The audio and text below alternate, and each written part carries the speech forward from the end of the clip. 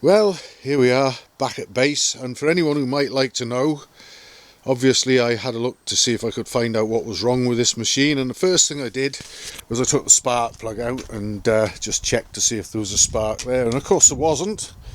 So that led me to the points. I thought I'd better just have a look just in case anything had gone wrong there and perhaps they'd closed down or something, but they were opening and closing fine, the gap looked fine.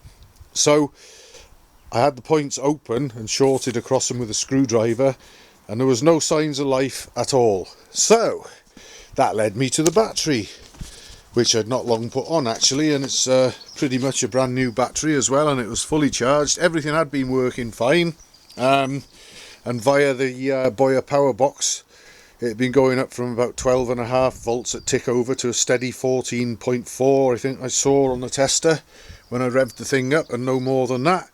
So everything looked fine, but I took the battery box cover off and the little yellow battery was red hot.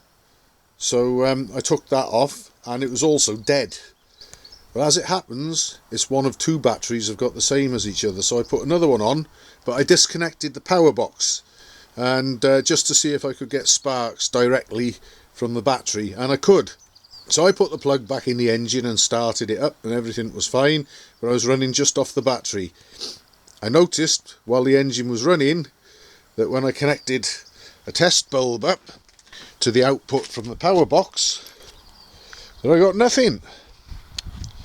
I connected the test bulb up to the wires from the alternator, and it lit the bulb, and obviously it brightened when I revved the engine. So I strongly suspect that my power box is fried for some reason, and of course there'll be no comebacks because Clever Paul didn't have a fuse to fit between the battery and the power box. So that's any warranty claims or whatever nicely off the hook.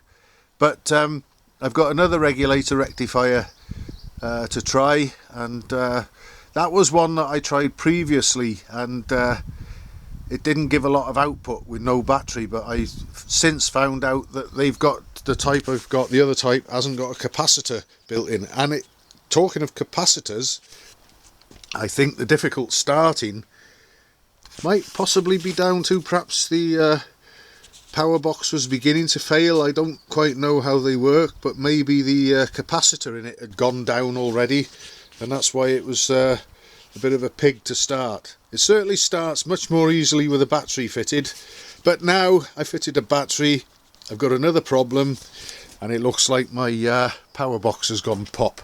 So more work and faffing around, but at least it's running again, and it's nothing terminal with the engine, and I'm sure it's fixable one way or another.